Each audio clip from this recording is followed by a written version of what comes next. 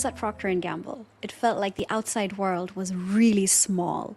We were so engrossed in our everyday lives, our jobs, that it felt like this was all there was, everything around us.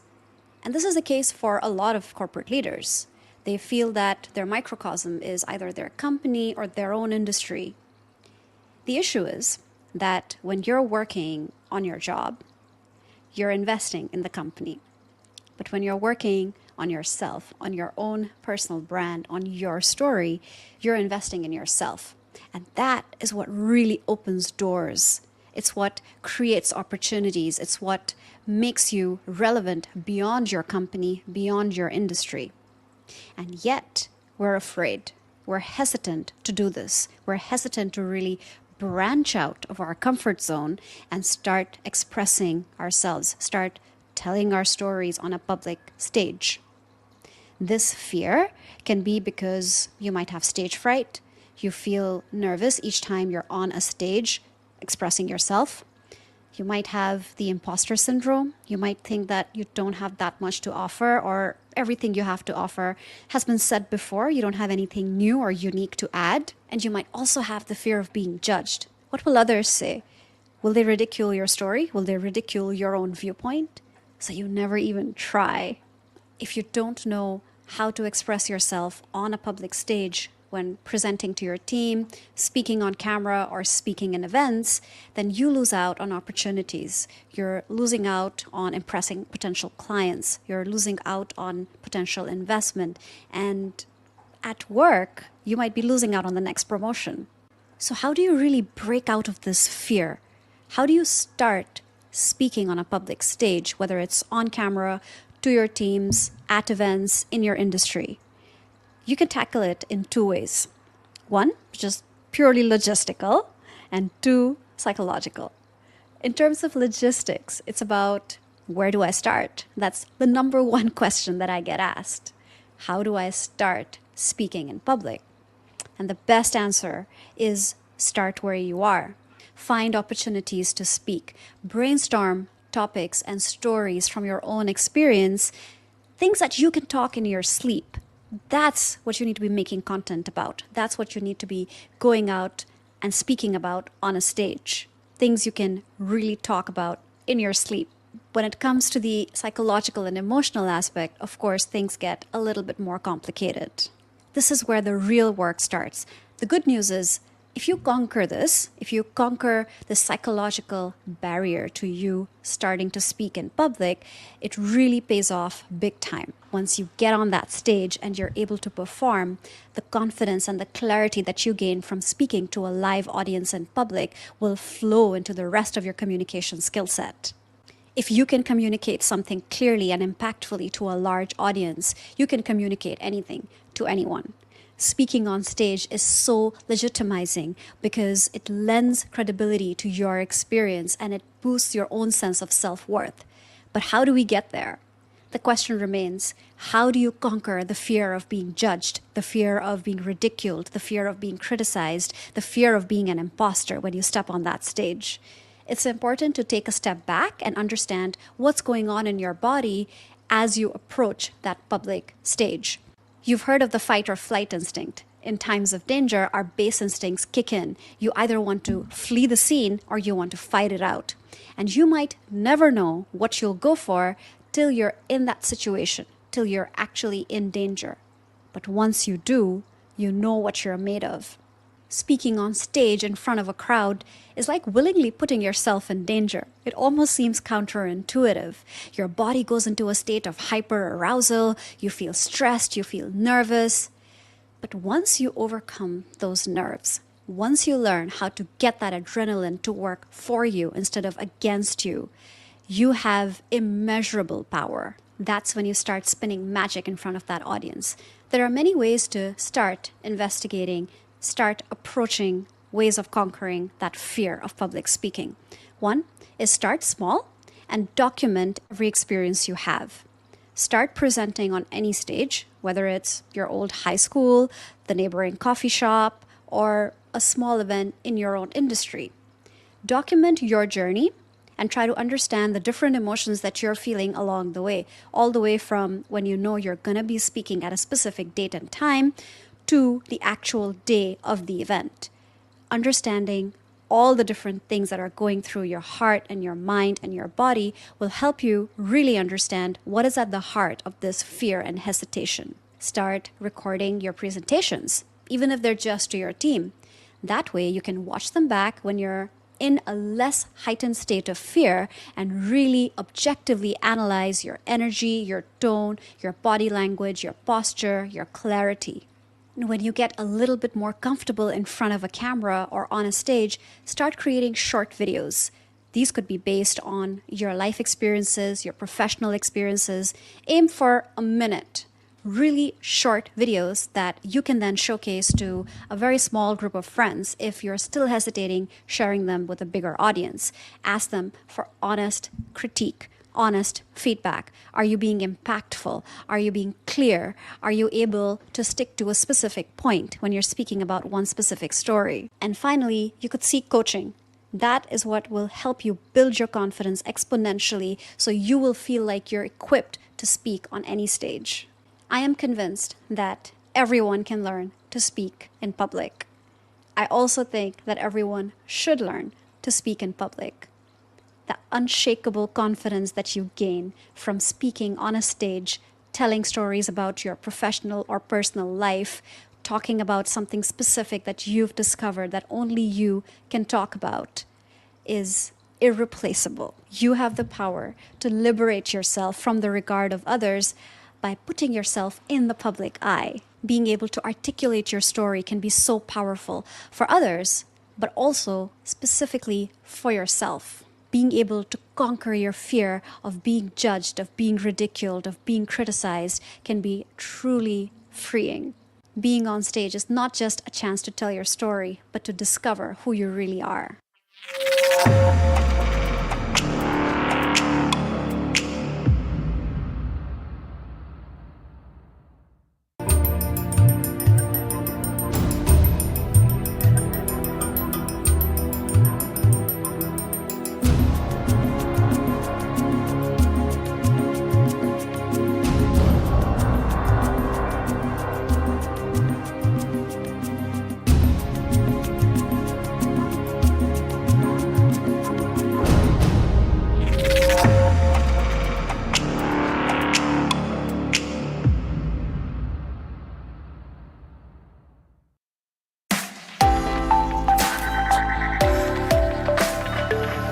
You're watching HybriCON 2022, and that was Nausheen I, Chen, all the way from the south of China, with a fabulous talk around leadership and showing up, communicating. So we have a link, and welcome and thank you so much for doing this, Nausheen.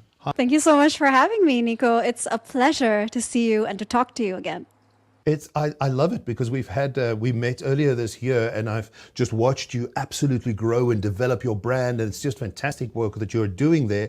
So I was thrilled that you decided to join us on HybriCON, and I wanted to ask you, in terms of leadership and the work that you do, how do you find people are showing up in this digital age in communication? I mean, how is it working in the corporate space there on your side of the world?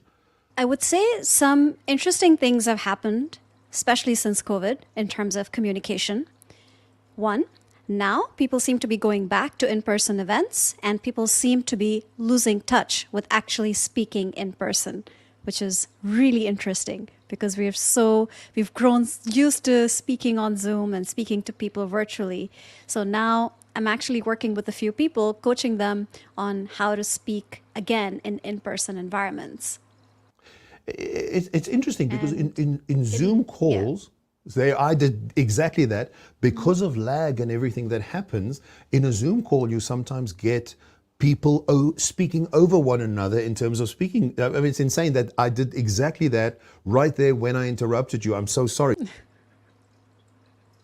No, that you make a great point, and not just Zoom calls, but also presenting on Zoom. Presenting online is quite different from presenting in person. I would say they both have their challenges. Presenting online can be slightly easier because you can be in your PJs from the waist down, you can be at home, you are a little bit more comfortable in your environment, but you don't see the audience. You don't experience them the same way as you would if they were right in front of you, if you were presenting in a boardroom. So getting rid of that aspect and now putting it back in for specific in-person speaking engagements, it really brings people out of this new comfort zone that they had established over the last few years. And what's really important there is to really be aware of the audience and learn how to communicate with the audience while you are speaking, not just make it like a one-way thing, like a one-way street where you're just the one presenting and talking. And it's about being able to engage the audience with the way that you're speaking, the way that you're making eye contact, the way that you're engaging them specifically through questions. So it's almost like retraining the brain. I'm also interested to hear, in terms of the work that you do, how leadership is showing up. I mean, you're talking about people presenting in a room to many people, but even in the boardroom, I would imagine that it's a little bit different now to get back into the space, because there's now a different interaction and giving people speaking terms. And do people still put their hands up when they want to talk? And what's your feeling in terms of that kind of specifically in the space for leadership? Yeah, so in terms of leadership, I really want to focus on how you can really be a leader as you speak. And that is something that has to be done in a very conscious manner. When you're speaking, you can be speaking as a manager, as a friend, as a critic. But the moment that you connect the dots and you make a conscious effort to speak as a leader, your mindset shifts. You have what I like calling a flip switch moment, where you realize, okay, everything I say needs to be in service of my team, or needs to be in service of the work that we're doing. Everything that I say will be taken seriously. I need to be aware of the positive and the negative things that I'm saying, because you never know who's listening and who might be taking note and who might remember it days, weeks, months, or years later. So really speaking as a leader, online or offline, puts you in that mindset, makes you super aware of being perceived as a leader. And then the words that you say and the way that you choose to communicate really matter.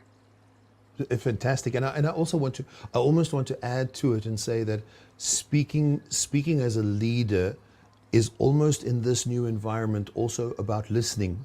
And there's possibly more listening than speaking going, because it means that one can obviously craft your message a little bit more concise and be more specific about being clear, not to ramble on and go, this is the point, let's move on, and be appreciative of people's time. Some notes or some comments on that, perhaps? Absolutely. Speaking as a leader has so much to do with listening, and listening as a leader as well. Because there are many different ways in which you can actually listen to people. You could listen to someone while you're multitasking and not actually actively listening. You could listen to someone with the intent of responding, always thinking about what am I going to say next. Or you could really, really be in the moment and listen. And this is a very hard lesson to learn. I learned it the hard way. When I had my team as a young entrepreneur in China, I made all kinds of leadership mistakes and not really listening to my team, not tuning in to how they're feeling, what they're going through, what are their challenges, and even trying to listen to the things they haven't said. Not doing all of those things made me a poor leader. Absolutely. You're talking about, I mean, a speaker was saying just the other day, Ursula Butter was talking about visual cues versus the spoken word, and how much communication takes place outside of the spoken word. And that's also fascinating to me, because it means that going back into the room, we have to be more attentive, and we have to be more sensory sort of aware of what's happening 360. It's not just I speak and somebody listens, right? Yeah. And awareness is a very, very interesting topic, because it's almost like when you're inexperienced, when you're perhaps a new leader or you're presenting in public for the first time, you are aware and super self-conscious to an extent where it actually is detrimental to your performance, to your speaking ability. And a lot of speakers then follow this journey of trying to tune the audience out, almost kind of forgetting that they're there. You might have heard of people that say, oh, I love it when, there are floodlights and I can barely even see the audience and it's just me and I'm super comfortable. But for me, that's really only a middle stage because you can't tune them out. There are also speakers that say, oh, I don't want to make eye contact with my audience. I'm just going to look at the top of their heads. Right? All great coping mechanisms, but it's not addressing the real problem of awareness. No, Nausheen, we're gonna take a quick break right now, and I would love to come back and to ask you more about how you coach and how you work with people, and also a little bit more about public speaking because you're in that space as well. You're watching HybriCON, and this is a chat to Nausheen I, Chen, and we're going to be back right after this break.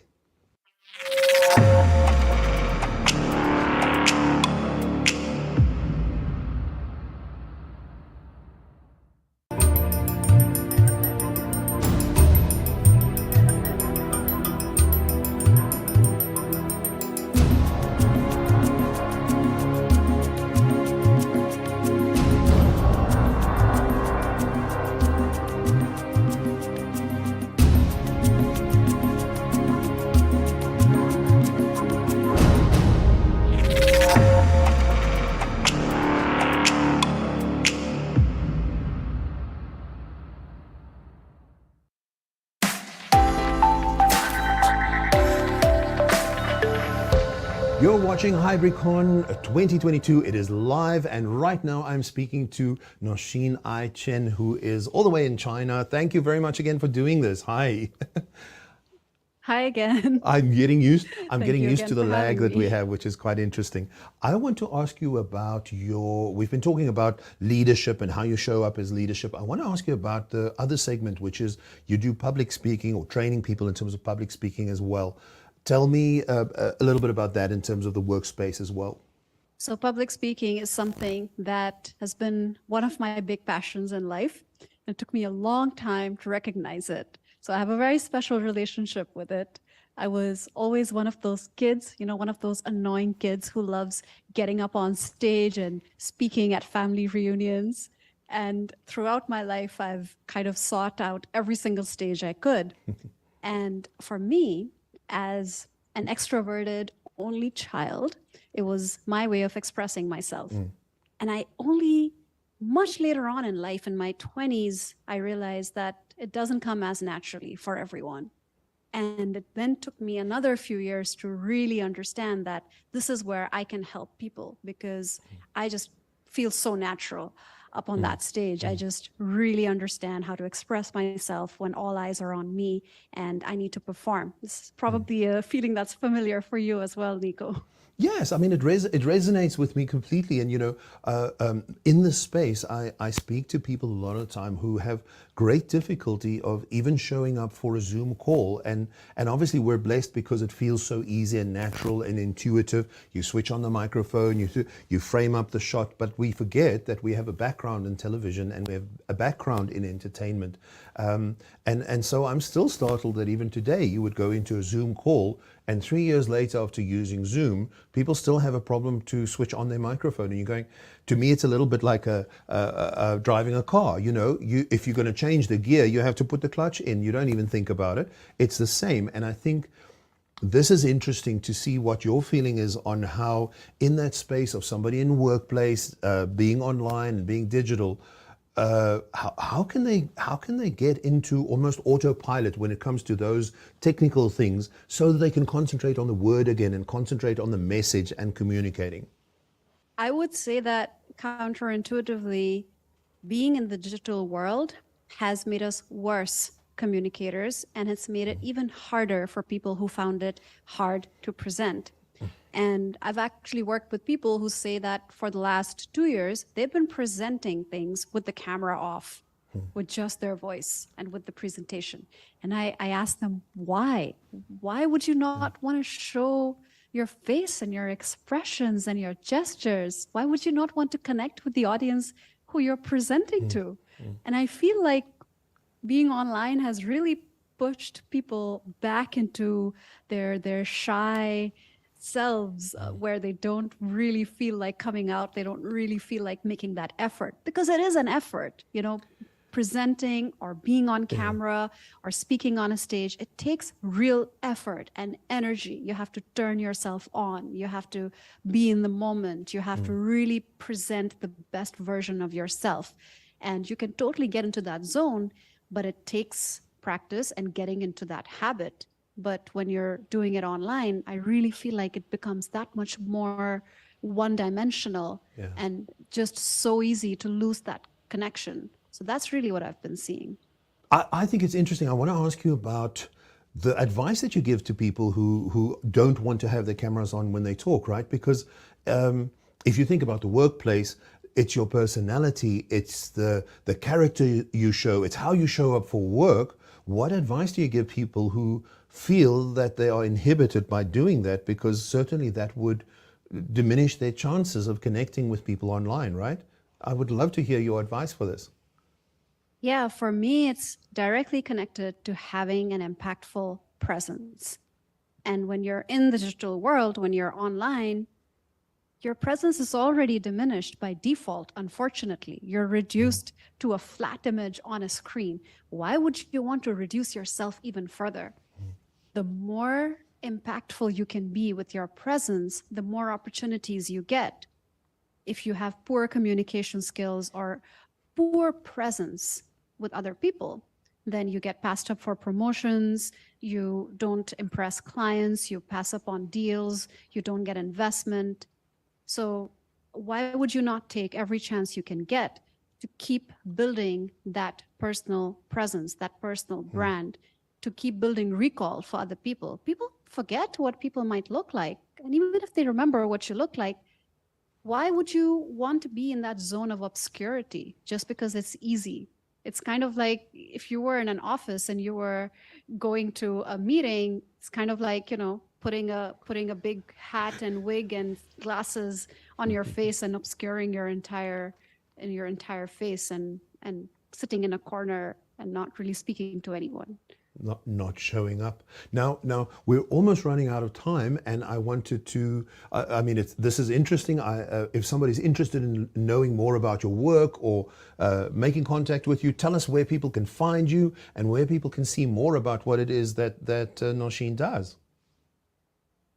Yeah, thanks so much for asking that.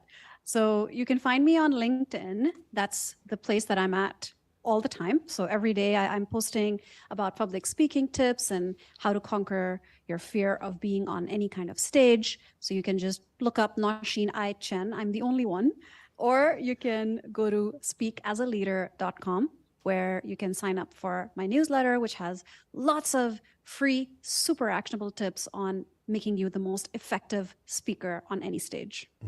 Excellent. Nausheen, thank you very much. That newsletter is very good. I subscribe to it and you should really check it out. I want to thank you for your time. It was lovely to talk to you and we really enjoyed your talk and appreciate that you took part in HybriCON. Thank you so much again, Nico. It was a thrill and a pleasure to take part in it. Thanks so much for thinking of me and for inviting me. And I wish you the best of luck with the event. Thank you so much. We're taking a break and we're going to be back with more right after this.